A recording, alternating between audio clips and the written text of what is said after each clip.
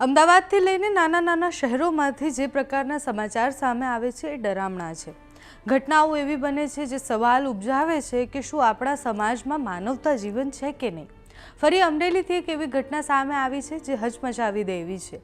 Amreli civil હોસ્પિટલમાં બનેલી આ ઘટનાએ માત્ર એક યુવાનના મૃત્યુ સુધી નહીં પરંતુ સમાજમાં કેટલી સંવેદનશીલતા છે એના ઉપર સવાલ ઉઠે છે। ગોપાલ ગ્રામમાં રહેતા 24 વર્ષીય મહેશ પ્રેમજીભાઈ રાઠોડ પોતાના બાપુજીને લઈને હોસ્પિટલમાં જાય છે। ત્યાં એમની સારવાર કરાવે છે। મોટા બાપુજીને દાખલ કર્યા છે એટલે ત્યાં જ રહેવાનું હોય છે અને પછી એ હોસ્પિટલમાં તેમનું જીવન એવું કહેવાય કે એ છેલ્લી ઘડીઓ જીવતા હશે એવું કોઈ કલ્પના ન કરી હોય। 17મી તારીખે મહેશભાઈ હોસ્પિટલની અંદર જ એક ટ્રસ્ટ સંચાલિત ભોજનાલય છે ત્યાં જમવા માટે જાય છે। એમની તબિયત બહુ ઠીક નથી લાગતી એટલે પૂરું જમવાનું પૂરું નથી કરી શકતા અને એ એઠું રહે છે। એ જમવાનું એઠું છે એમ કરી અને જે સંચાલન કરે છે એ લોકો એમને ધમકાવે છે અને કહે છે કે તમારે દંડ આપવો પડશે। મહેશભાઈ દંડ પણ આપી દે છે, થાળી પણ ધોઈ નાખે છે, છતાં પણ બાકીના પૈસા પરત આપવા બદલે વિવાદ શરૂ થાય છે અને માનવતાની સીમાઓ તૂટી જાય એ રીતના ભરત આચાર્ય સહિત 60 શખ્સો પ્લાસ્ટિકની પાઇપ લઈ અને મહેશભાઈ પર તૂટી જાય છે। મહેશભાઈને ઢોર માર મારે છે। સીસીટીવીમાં એ બધું કેદ થાય છે। મહેશભાઈને એટલો બધો માર મારવામાં આવે છે કે એ ગંભીર રીતના ઘાયલ થાય છે અને પછી હોસ્પિટલમાં એમને દાખલ કરવા પડે છે। 3 દિવસની સારવાર બાદ એ અંતિમ શ્વાસ લે છે। આ ઘટનાએ પરિવારમાં શોક અને ગુસ્સો બંને ફેલાવ્યો કારણ કે પરિવારજનોએ એવું કહ્યું કે અમે મૃતદેહ નહીં સ્વીકારીએ જ્યાં સુધી એ જેટલા પણ લોકો છે એમની સામે કડક કાર્યવાહી નહીં થાય।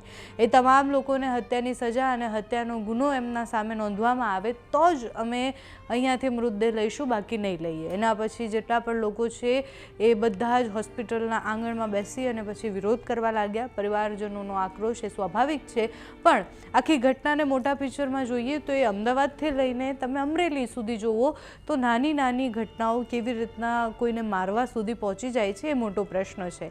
50 રૂપિયાનો સવાલ હતો એટલે દંડ ભરવાનો 50 રૂપિયા હતો અને પછી મહેશભાઈ 500ની નોટ આપે છે, બીજા પૈસા પાછા માંગે છે અને બબાલ મોટી થાય છે। એટલે માણસના જીવની કિંમત એ 50 રૂપિયા પણ છે એ મોટો પ્રશ્ન થઈ જાય છે। આવી ઘટનાઓ પછી સમાજ અત્યારે કઈ દિશા તરફ જાય છે એ પણ વિચારવાનું રહ્યું કારણ કે આવી નાની નાની ઘટનાઓમાં તમે કોને શું બોલી દેશો અને એનાથી એને આઘાત લાગશે અને પછી એ સામે મારશે કે પછી એ મારવા પર આવી જશે તો શું થશે એ બધું જ વિચારવું ખૂબ ડરામણું લાગે છે। તમારું આ ઘટનાને લઈને શું માનવું છે અમને કમેન્ટ્સમાં જણાવજો। અત્યારે આ વિડીયોમાં બસ આટલું। જો તમે અમને યુટ્યુબ પર જોઈ રહ્યા હોય તો સબસ્ક્રાઇબ કરજો, ફેસબુક પર જોઈ રહ્યા હોય તો ફોલો કરજો, અમારા આ વિડીયોને લાઇક અને શેર કરજો। તારીખ 17/4/2024ના રોજ અહીંયા જે મહેશભાઈ પ્રેમજીભાઈ રાઠોડ જે છે એમના કોઈ સંબંધીની ખબર પૂછવા માટે અમરેલી સિવિલ હોસ્પિટલમાં આવ્યા હતા। ત્યારે બપોરનો સમય હતો તો એમને ભૂખ લાગતા તેઓ પાછળ જે અન્નક્ષેત્ર છે ત્યાં જમવા માટે ગયેલા હતા અને ત્યાં શાક રોટલી ખાઈને એને દાળ ભાત લીધા હતા પણ દાળ ભાત એને ભાવ્યા નહીં એટલે એને કીધું હું ફેંકી દઉં છું। તો ત્યાંના સંચાલકો દ્વારા એવું કીધું કે ફેંકવામાં નહીં આવે, તો ફેંકવા હોય તો તમારે 50 રૂપિયા દંડ આપવો પડશે। તો મહેશે છે એને 50 રૂપિયા દંડ આપ્યો તો એને 500ની નોટ આપી એટલે 450 પાછા ના આપ્યા।